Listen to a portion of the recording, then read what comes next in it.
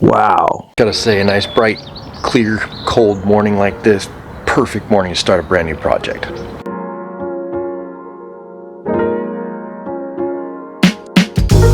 Hell yeah. One of these guys. Some of this. Add a scoop of this. And that's breakfast. That's breakfast. That's breakfast. It'll sustain me for like 4 to 6 hours, and at the 5-hour mark, I turn into an Alright dudes, we've been putting some really cool stuff out in the shop, and I think that today's gonna be no exception. I do want to go ahead and put something together for my AEA Harpoon because I've got an absolute special treat for you guys today.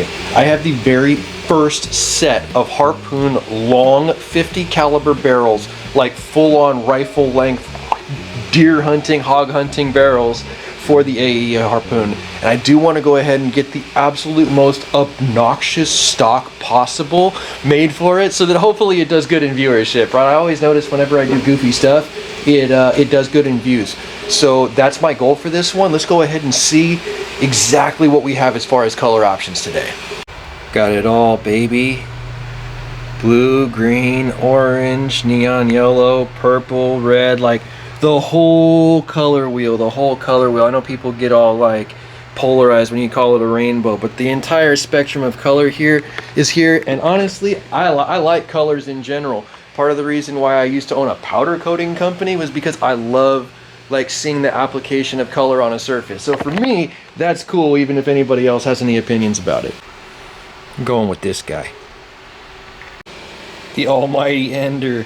This is what all my printers are, and I do like them a lot. They work really well for me, and I've got over 10,000 hours on some of my machines, and they work really, really, really well. It's not a sponsored or compensated ad because nothing I do on my entire channel is sponsored or compensated. I am my own brand. I'm my own brand. But these Enders, they do work good, and if you're looking to get into cheap 3D printing, you can get used refurb ones for like 80 or 90 bucks. I'm paying only like 80 or 90 bucks for the printers that I buy now.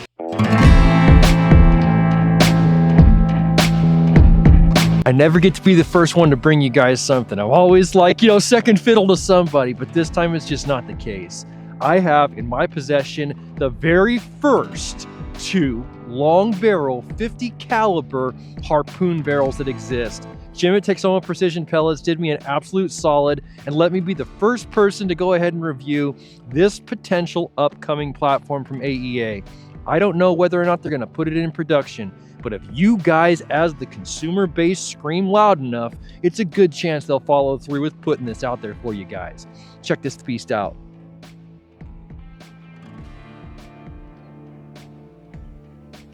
Those barrels just seem to go on forever. I absolutely love it. Even though it's very neon in colors and looks very much like the 90s, this thing means business in every single way.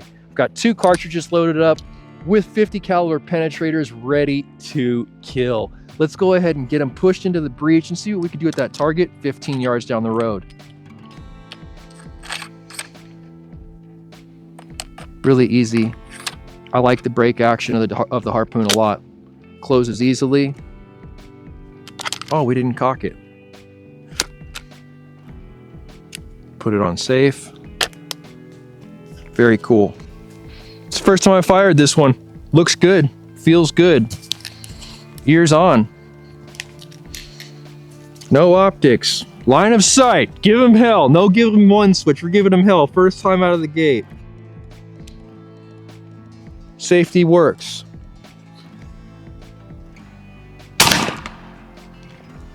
Wow. That was very loud, even through my ears. That was very loud, but also very cool. Let's go inspect those 2 points.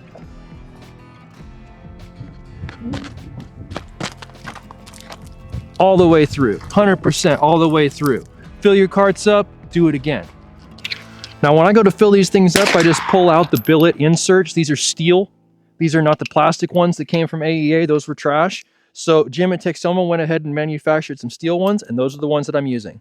Go to the truck. Ouch.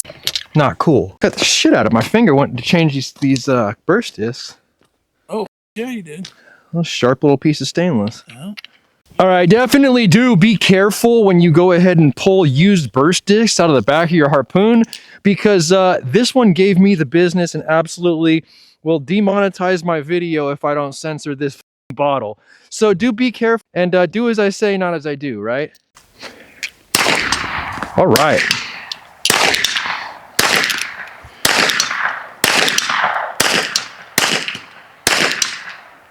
Making hits.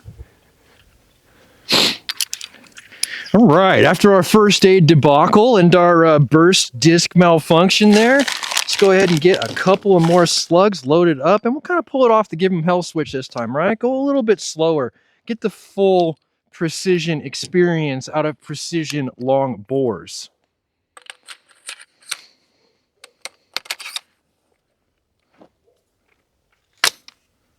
Safety is on. Fingers still kind of leaking. Ears coming down. Center target. Give him health switch. Give him one switch. Fire. Safety works. Again, I'm always doing the safety thing.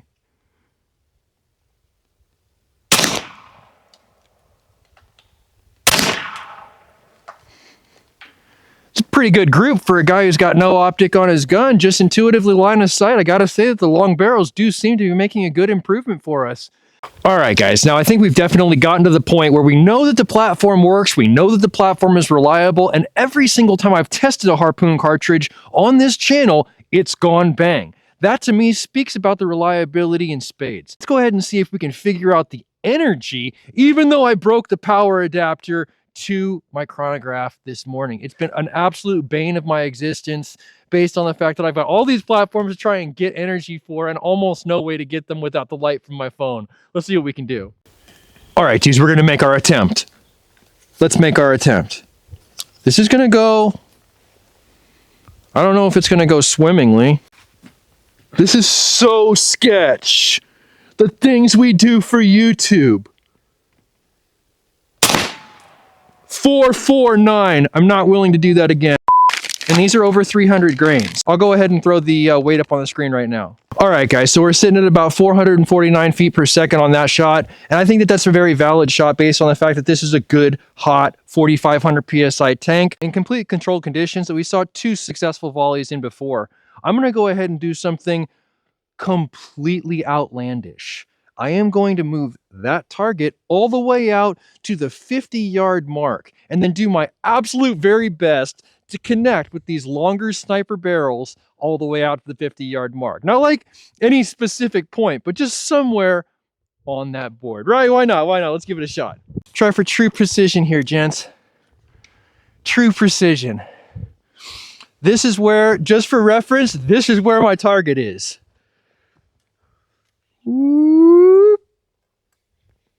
Way out there, 50 yards away.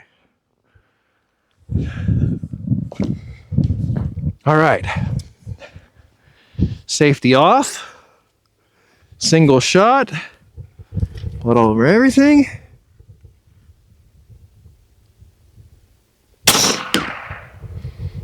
Slapped it. Right over the top. Damn it! Right over the top, but I did hit it. I did hit it that very first time. Let's go see what we did. F***ing camera. This camera has been such a piece of shit for me today. You can always try again. I think we might have to. As much as it sucks. I think I might have to because that's totally dog shit to me. The episode goes to hell if I do that. If I don't do this, the episode literally goes to hell. So, I've got 2 cameras that are phenomenal. And I've got one camera that's so-so. The camera that's so-so is my target camera. And it did absolutely no due diligence for me just now. So we're going to reshoot that quick segment and prove it that we can hit 50 yards.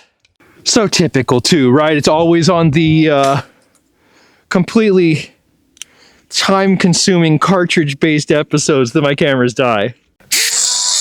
All right, almost there. 2 more rounds. Here we go. 2 more rounds. Ready to rock and roll.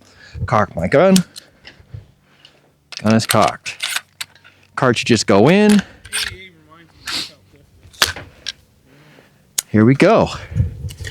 Ready to go.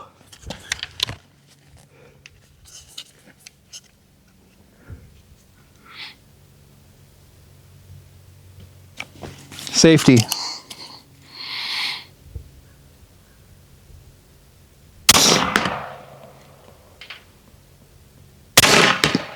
I feel like I hit it both times. Let's go look at it. Let's go look at it.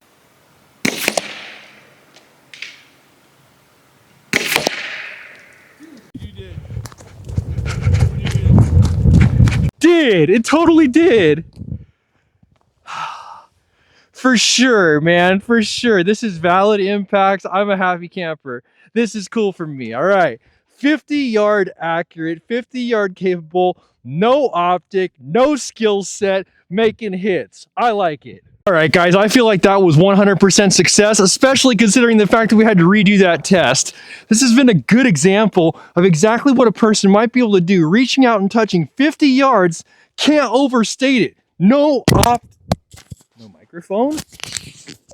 No optic, and we still made it 50 yards. All right, dudes, we've really brought this thing full circle, and I know it was kind of a lackluster episode in the sense that I didn't have my target cam for the entirety of it, but I do want to fix that by bringing this beast back out to the range with us, especially once we really establish a scoped optic like you see in front of you. Having a good quality variable magnification lens is really going to make worlds of difference. I do think, however, we're going to want to go ahead and change it from this center style rail to a left or a right dependent one, just so that we can get the bore exactly centered with the optic itself. That's something I've always kind of like commented as far as the Harpoon platform. If you have two barrels, you're only ever going to get so much accuracy out of it because of the fact that your optic's in the middle. The other thing that I really definitely noticed about it instantly as well is the fact that you've just got all this blank real estate up here. So naturally in the MACABESPEED style, I do want to go ahead and get a rail kit put together for that thing, just so that we can really kind of optimize the look as well as the functionality. I think that because of the fact that we had so many foibles with the cameras on the range and we were only able to extrapolate so much data, it's only fair to you guys that I really finish this episode in the shop and get this thing in fighting fit condition for its next outing.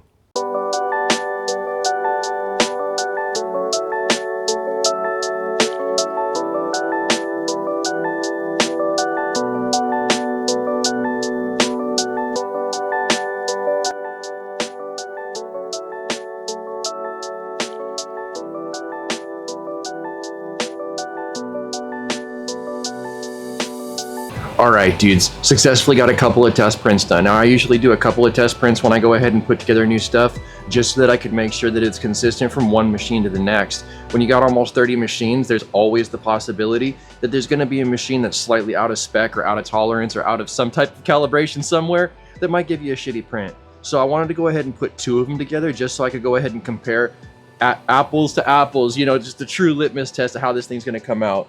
Got this one here done behind me, boom, booyah. And I got this guy here done behind me as well. These are both cut in about 14 hours. These took roughly 14 hours to do. And then we got something going for the Element Max over here, special order for Element Max. And that's gonna go ahead and take about 26 total hours to cut. So it's not just like a hit, print, walk away, and come back 10 minutes later, it's done. This shit takes time.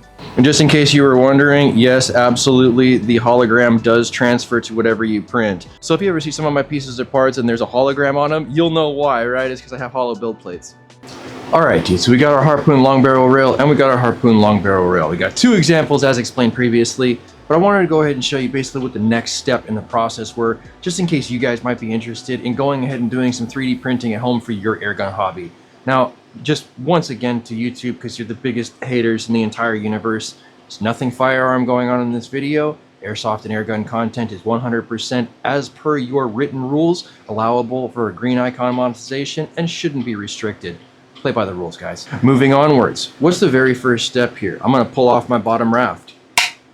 Pop that bitch off there. 100% just pops off. Easy, easy, easy. Next thing I'm gonna do is I'm just gonna go ahead and take this tiny little screwdriver right here, super tiny screwdriver, and basically just go ahead and pop these small supports off. And what's happening here is these supports get built in between what your actual item piece base material is, right? And they keep gravity from pulling overhangs down towards the build plate of the machine. You just go through and you pop your supports off. This is very, very, very simple. I know it kind of like looks like a lot of work when you first pull it off the plate, but this is not that much work.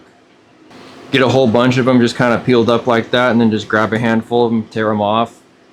Mostly done. Hit it with the heat treat, and that's it. Very venerable AEA Harpoon, previous generation spacer. Just goes over the big bolts to put the barrels in place and keep them there. Let's see what we got.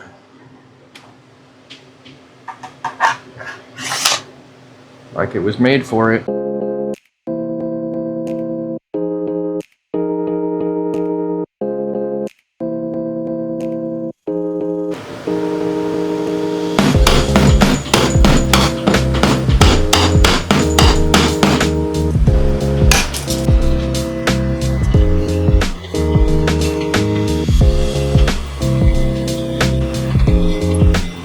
Slip this guy on here.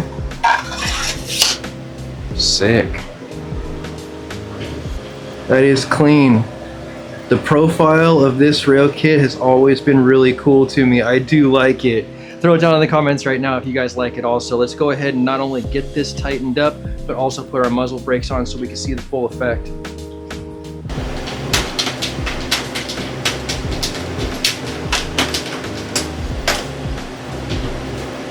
Pokey. I'm just gonna go ahead and wind on her, I don't care. Very solid, very solid, very solid, very cool. I think we did what we came to do, man. Looks like that clamshell fit really does clamp down hardcore on the barrels, exactly like I was expecting. But I'm gonna go ahead and move back just a little bit further and eliminate the wobble on the spacer there. Perfect, that shit looks cool, dude. Cool looking.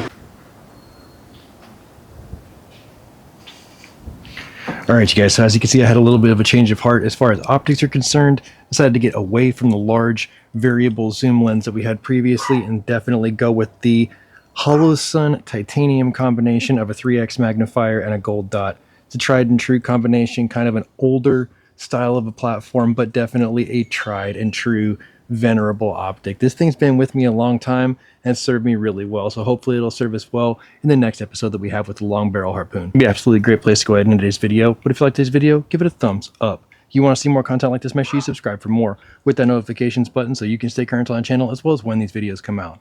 If you really like what you saw today, make sure you share it so somebody else can see it, and I'll catch you guys in the next one.